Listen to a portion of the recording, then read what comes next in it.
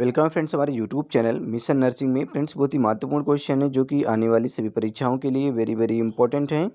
तो फ्रेंड्स बिल्कुल ही वीडियो को स्किप ना करें और पूरा वीडियो लास्ट तक देखें। फ्रेंड्स सभी क्वेश्चन प्रीवियस ईयर में पूछे गए हैं और मोस्ट रिपीटेड क्वेश्चन है। ठीक है, तो चलिए फ्रेंड्स शुरू करते हैं। फर्स्ट क्वेश्चन आपकी स्क्रीन पर है, पढ़ें और आंसर दें।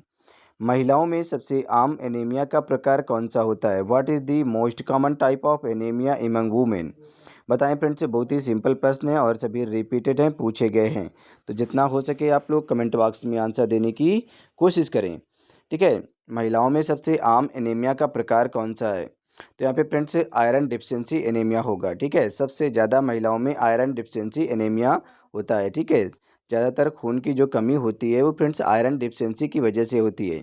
एक्सप्लेन को आप देख लें कि महिलाओं में रक्त की कमी का सबसे जो प्रमुख कारण होता है वो लौह तत्व की कमी होती है, आयरन की कमी होती है। और ये होती कब है? मासिक धर्म के दौरान, मेंस्ट्रुअल पीरियड और फ्रेंड्स गर्भावस्था के दौरान। ठीक है, प्रेगनेंसी और मेंस्ट्रुअल पीरियड के दौरान ज़्यादातर महिलाओं में खून की कमी पाई जाती है। चलिए फ्रेंड्स क्वेश्चन नंबर 2, पढ़ें क्वेश्चन नंबर 2 को और आंसर दें। देखिए फ्रेंड्स अच्छा क्वेश्चन है और कई बार ये पूछा भी गया है।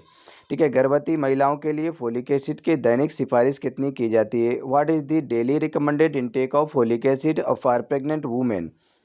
बताएं क्या होगा इसका राइट आंसर। जितना हो सके आप लोग कमेंट बॉक्स में आंसर देंगे, ज़्यादा से ज़्यादा फ्रेंड्स कमेंट बॉक्स में आंसर देने की कोशिश करें आप लोग। देखिए फ्रेंड्स, आपको इस क्वेश्चन में हो सकता है कन्फ्यूजन भी हो जाए, क्योंकि यहाँ पे दो ऑप्शन दिए गए हैं, 400 और 600। ठीक है, क्योंकि गर्भवती जो महिलाएं होती है उनको फोलिक एसिड की जो दैनिक सिफारिश की जाती है वो 400 से 600 ग्राम की जाती है। ठीक है, माइक्रोग्राम, 400 से 600 माइक्रोग्राम की जाती है। बट यहाँ पे आप आंसर राइट कौन सा मानेंगे, आप हमें ये बताएं। ठीक है, कौन सा आंसर राइट होगा? तो देखिए फ्रेंड्स, यहाँ पे ऑप्शन सी ही राइट होगा। ठीक है, 600 माइक्रोग्राम, क्योंकि 400 से 600 माइक्रोग्राम फोलिक एसिड की दैनिक रिक्वायरमेंट होती है। अधिकतम कितनी? 600 माइक्रोग्राम। तो आप यहाँ पे राइट जो आंसर होगा वो 600 माइक्रोग्राम होगा। यदि ऑप्शन पे 600 माइक्रोग्राम ना हो तो फ्रेंड 400 ही राइट होगा। ठीक है, और कभी कभी केवल दोनों आंसर ऑप्शन दे देते हैं, 400 से 600 माइक्रोग्राम। ठीक है, तो ये राइट माना जाएगा। चलिए आप एक्सप्लेन को देख लें।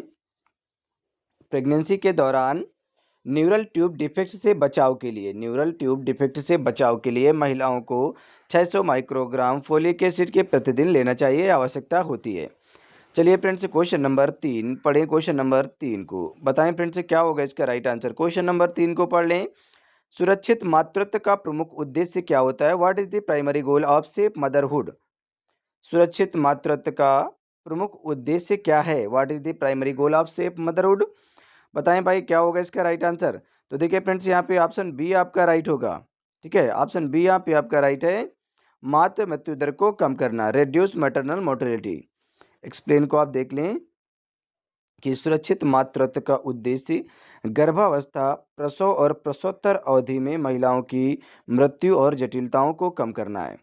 ठीक है फ्रेंड्स, कहा जा रहा है कि गर्भावस्था मतलब प्रेगनेंसी के दौरान, प्रसव, ठीक है, और प्रसवोत्तर मतलब कि इन सभी परिस्थितियों में महिलाओं की मृत्यु और जटिलताओं को कम करना है। चलिए फ्रेंड्स क्वेश्चन नंबर 4 पढ़ें। क्वेश्चन नंबर 4 को बताएं क्या होगा इसका राइट आंसर। क्वेश्चन नंबर 4 को आप लोग पढ़ लें अच्छे से। जितना हो सके कमेंट बॉक्स में आंसर देने की कोशिश करें, क्योंकि सभी पूछे गए प्रश्न हैं, रिपीटेड हैं फ्रेंड्स, और ये सभी प्रश्न आपको आने भी चाहिए। ठीक है, इसी तरह के क्वेश्चन पूछे जाते हैं। किस हार्मोन्स का उत्पादन अंडाशय के द्वारा नहीं होता है? विच hormones is not produced by the ovary? कौन सा हार्मोन्स है जो अंडाशय के द्वारा इसका सिक्रेशन नहीं होता है? एस्ट्रोजन, प्रोजेस्टेरॉन, टेस्टोस्टेरोन या फिर फॉलिकल स्टिमुलेटिंग हार्मोन्स, FSH? तो यहाँ पे फ्रेंड्स ऑप्शन डी आपका राइट होगा, FSH। ठीक है, बाकी जितने भी हार्मोन्स हैं, एस्ट्रोजन, प्रोजेस्टेरॉन, टेस्टोस्टेरोन, ठीक है, इन सभी का फ्रेंड्स उत्पादन जो है वो अंडाशय के द्वारा होता है। ठीक है फ्रेंड्स, जो टेस्टोस्टेरोन है ये पुरुष लिंग हार्मोन्स है फ्रेंड्स। ठीक है, टेस्टोस्टेरोन।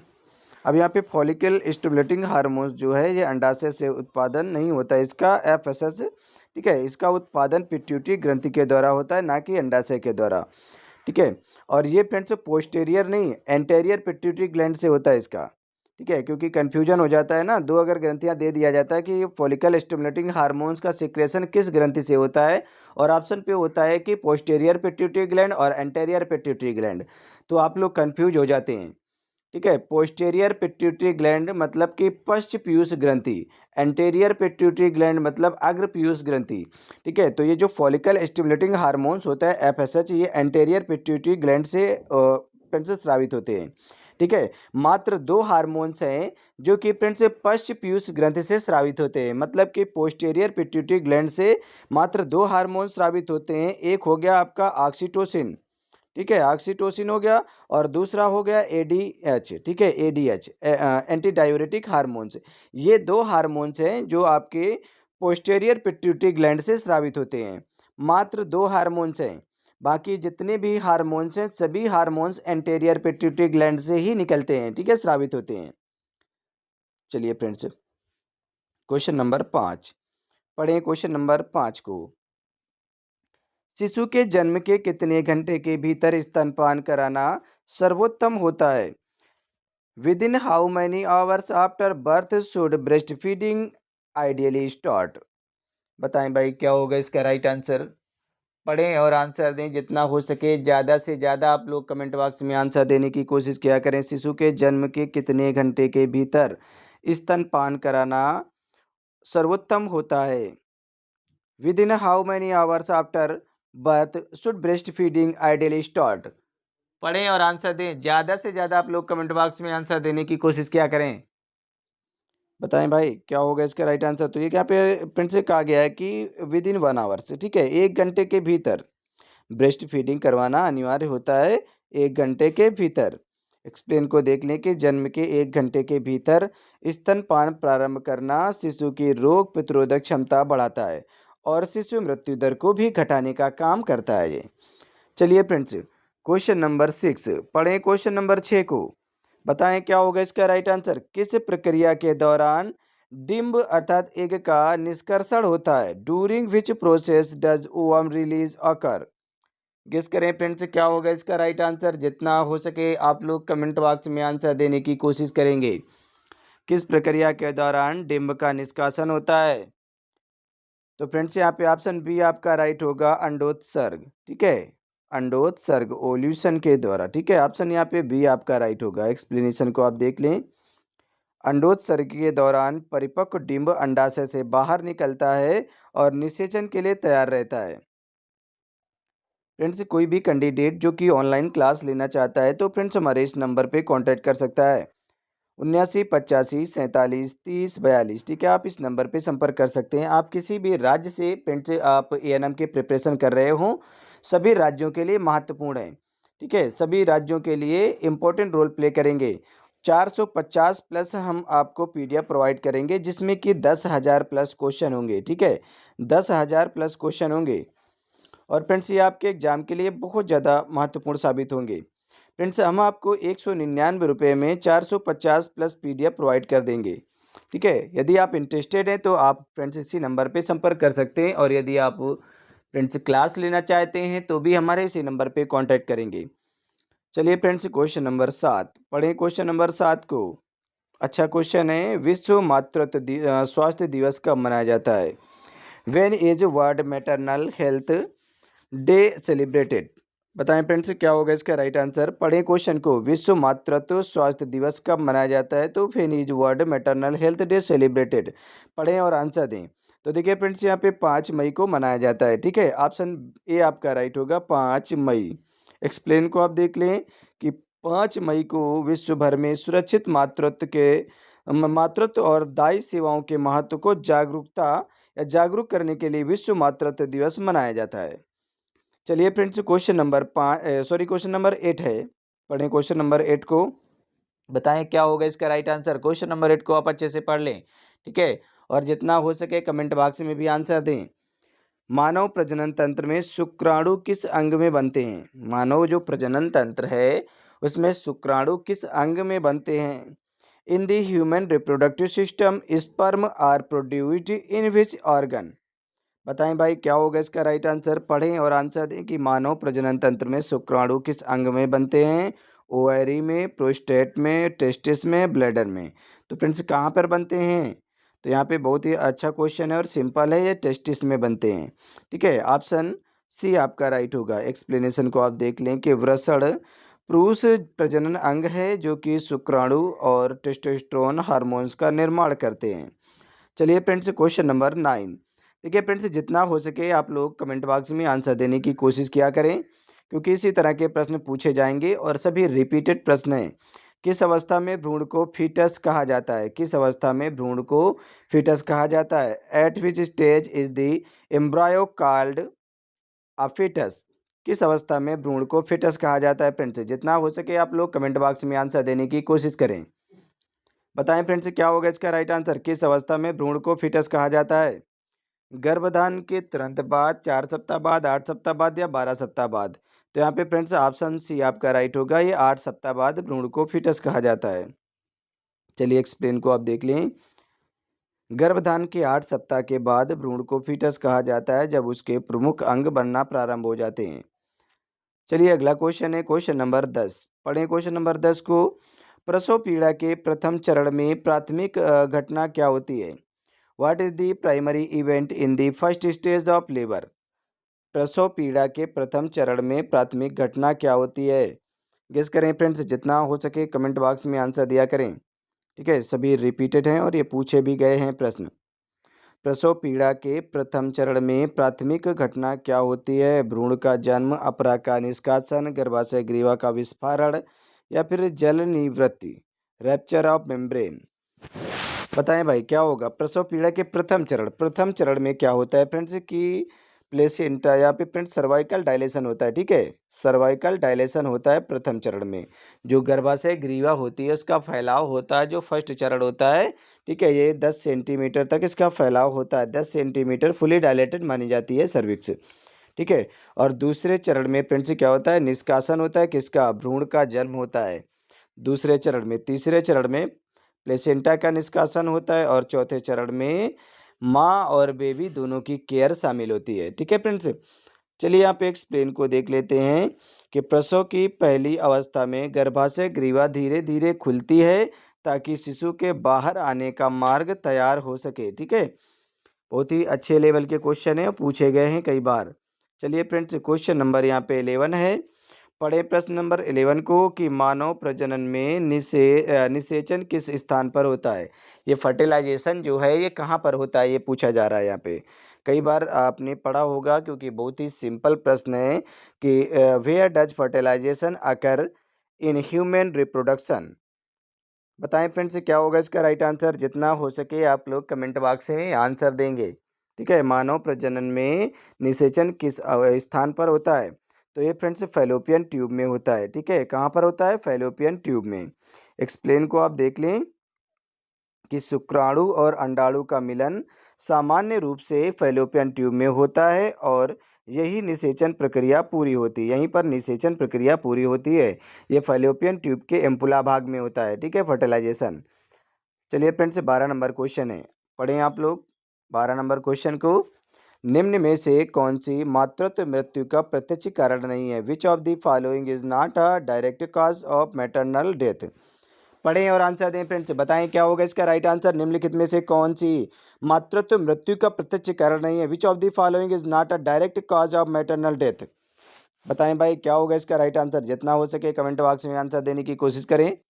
तो देखिए फ्रेंड्स, यहाँ पे ऑप्शन डी आपका राइट होगा, कुपोषण। ठीक है, ऑप्शन डी यहाँ पे आपका राइट होगा, कुपोषण। एक्सप्लेन को देख लें कि कुपोषण एक अप्रत्यक्ष कारण है जबकि रक्तस्राव, संक्रमण और उच्च रक्तचाप प्रत्यक्ष कारण है। ठीक है, कुपोषण अप्रत्यक्ष मतलब आप लोग समझते होंगे, प्रत्यक्ष का मतलब कि सीधा संबंध। ठीक है, प्रत्यक्ष मतलब होता है सीधा संबंध और अप्रत्यक्ष का मतलब है घुमा फिरा कर कोई बात कही जाए या फिर कोई अगर आपको बीमारी वगैरह होती है तो घुमा फिरा कर हो जाती है। जैसे कि कुपोषण है तो कुपोषण खान पीन से संबंधित है। ठीक है, खाने पीने से अगर ज़्यादा दिक्कतें होती हैं, आपको अच्छा भोजन वगैरह नहीं मिलता है, पौष्टिक आहार वगैरह, तो आप कुपोषित हो जाते हैं। ठीक है, तो ये फ्रेंड्स इनडायरेक्टली बात हो गई। ठीक है, अप्रत्यक्ष हो गया। चलिए friends, question number 13 number question है, आप लोग पढ़ें और आंसर दें कि महिलाओं के स्वास्थ्य कार्यक्रम आरसीएच का मुख्य फोकस क्या है? What is the main focus of the reproductive and child health programme. पढ़ें और आंसर दें फ्रेंड्स। ज़्यादा से ज़्यादा आप लोग कमेंट बॉक्स में आंसर देने की कोशिश करें। What is the main focus of the reproductive and child health programme.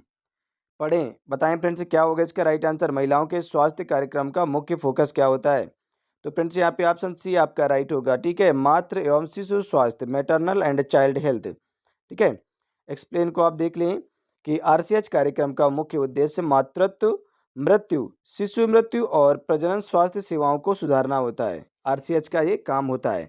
ठीक है, रिप्रोडक्टिव एंड चाइल्ड हेल्थ का ये काम होता है कि कार्यक्रम का ये मुख्य उद्देश्य है कि मातृत्व मृत्यु, ठीक है, माँ की जो मृत्यु डिलीवरी वगैरह के बाद या डिलीवरी से पहले या प्रेगनेंसी के दौरान माँ की जो मृत्यु हो जाती है गर्भवती महिलाओं की, उसको फ्रेंड्स कम करना है और शिशु मृत्यु दर को भी कम करना है, क्योंकि ये फ्रेंड्स महिला और फ्रेंड्स शिशु दोनों के लिए सुरक्षा प्रदान करता है और प्रजनन स्वास्थ्य सेवाओं में भी सुधार लाना है।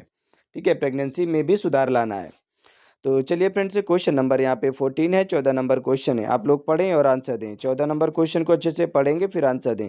देखिए, बहुत ही सिंपल प्रश्न है और सभी रिपीटेड भी हैं, कई बार पूछे भी गए हैं। तो जितना हो सके आप लोग कमेंट बॉक्स में आंसर देने की कोशिश किया करें। एक महिला के जीवन भर गर्भावस्था के कितने सामान्य चरण होते हैं। How many trimesters are there in a normal pregnancy. बताएं फ्रेंड्स, एक महिला के जीवन भर गर्भावस्था के कितने चरण सामान्य चरण होते हैं। तो यहाँ पे ऑप्शन बी आपका राइट होगा, 3 चरण होते हैं। ठीक है, ये सामान्य चरण होते हैं। एक्सप्लेन को देख लें। गर्भावस्था को 3 तिमाहियों में बांटा जाता है। जो प्रेगनेंसी होती है उसको 3 तिमाहियों में बांटा जाता है। पहला 0 से 12 सप्ताह। ठीक है, पहला सप्ताह कितना होता है, 0 से 12 सप्ताह। और दूसरे को 13 से 28 सप्ताह में बांट दिया जाता है और जो तीसरा होता है उसको 29 से 40 सप्ताह में बांटा जाता है।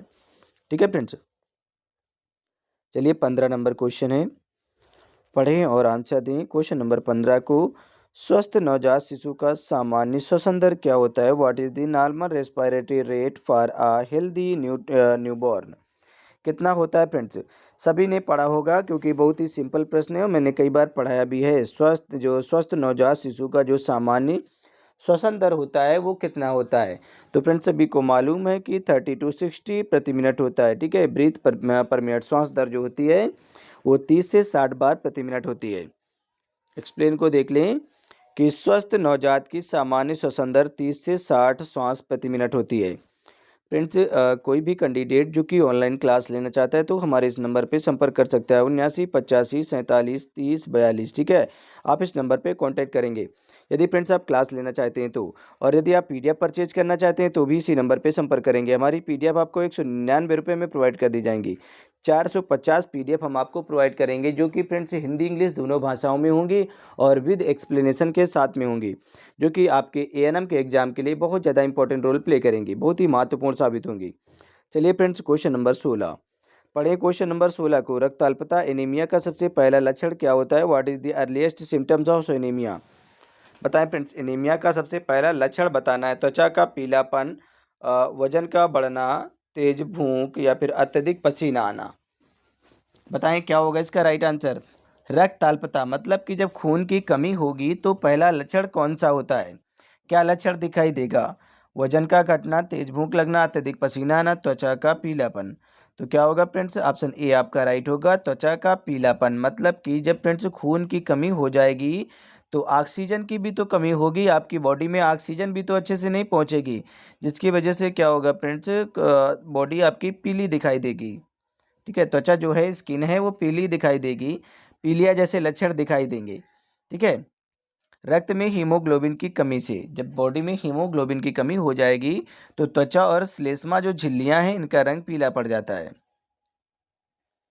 चलिए फ्रेंड्स, क्वेश्चन नंबर 17 पढ़िए। क्वेश्चन नंबर 17 को, महिला प्रजनन तंत्र में निषेचन के बाद भ्रूण का विकास कहाँ पर होता है।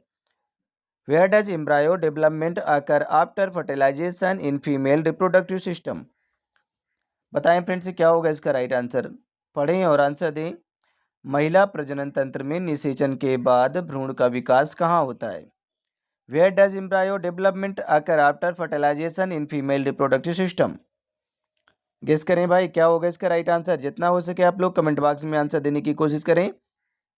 कि महिला प्रजनन तंत्र में निषेचन के बाद भ्रूण का जो विकास होता है वो कहाँ पर होता है।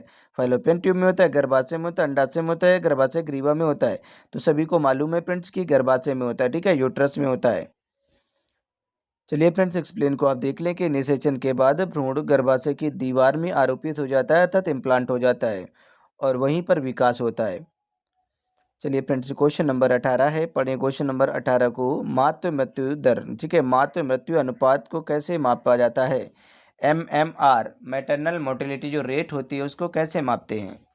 मातृ मृत्यु दर या मृत्यु अनुपात को कैसे मापा जाता है। How is maternal mortality ratio measured. बताएं फ्रेंड्स, क्या होगा इसका राइट आंसर। तो यहाँ पे फ्रेंड्स ऑप्शन सी आपका राइट होगा। 1 लाख जीवित जन्मों पर मापा जाता है, ठीक है, 1 लाख जीवित जन्मों पर। एक्सप्लेन को आप देख लें कि MMR का मूल्यांकन प्रति 1 लाख जीवित जन्मों पर मातृ मृत्यु के अनुपात के रूप में किया जाता है।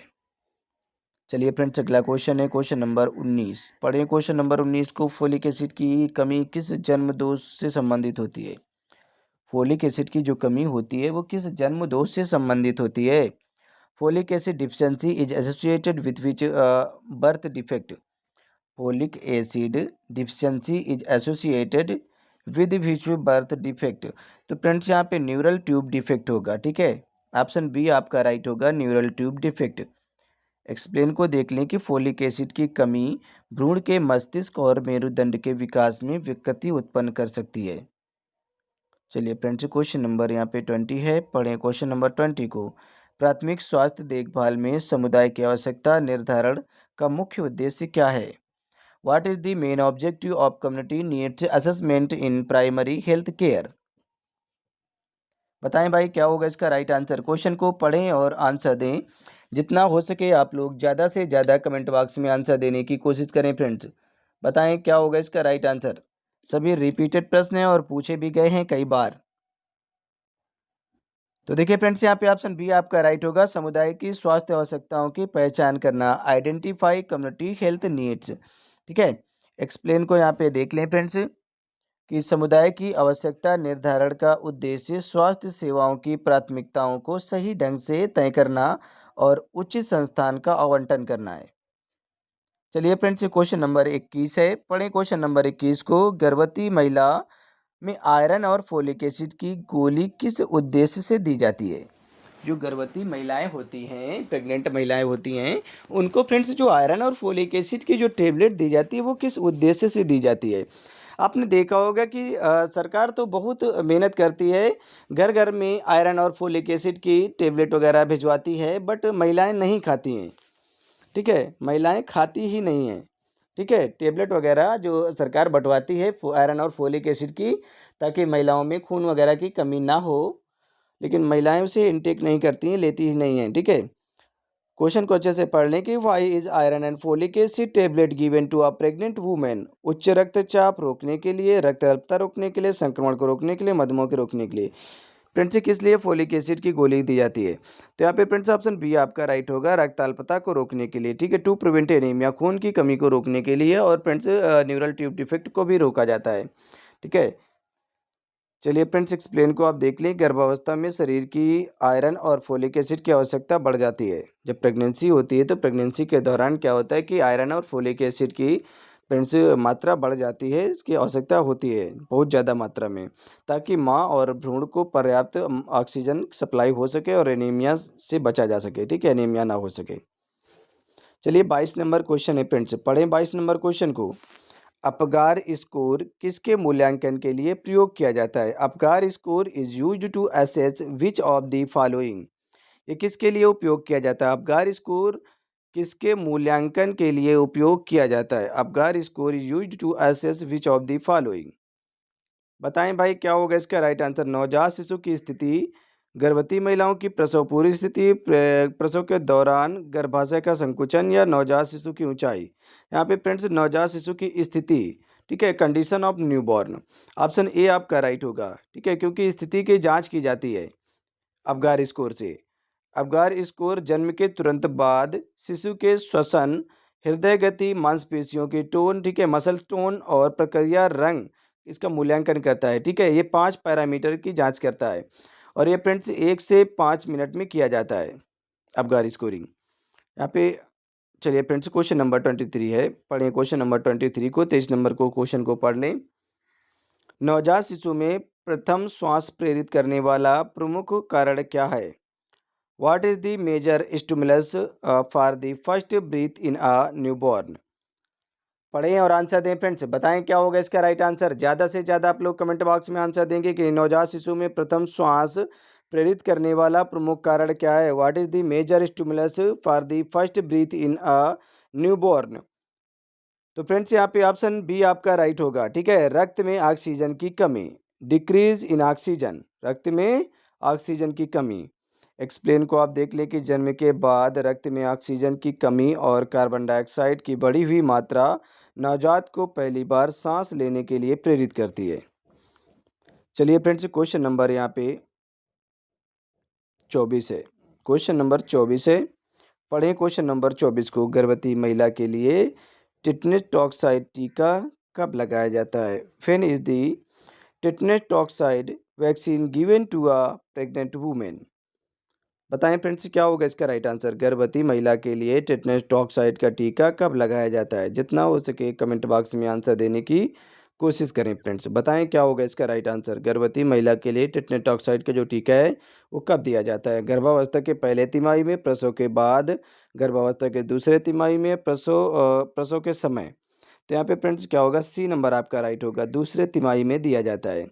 मतलब क्या होता है कि 16 से 24 सप्ताह के बीच में दिया जाता है। जो पहला फ्रेंड्स डोज है ये 16 से 24 सप्ताह, 16 से 24 वीक्स, ठीक है, 24 सप्ताह में दिया जाता है, ताकि माँ और शिशु दोनों को टिटनेस के संक्रमण से बचाया जा सके, सुरक्षा मिल सके। और जो दूसरी डोज होती है वो 4 सप्ताह के बाद दी जाती है, मतलब 1 महीने का अंतराल होना चाहिए। चलिए फ्रेंड्स ये लास्ट क्वेश्चन है आपका 25 नंबर, पढ़ें और आंसर दें। क्वेश्चन नंबर 25, निम्नलिखित में से कौन सा जन्म के बाद शिशु को तुरंत दिया जाने वाला पहला टीका है? विच of the following is the first vaccine given immediately after birth?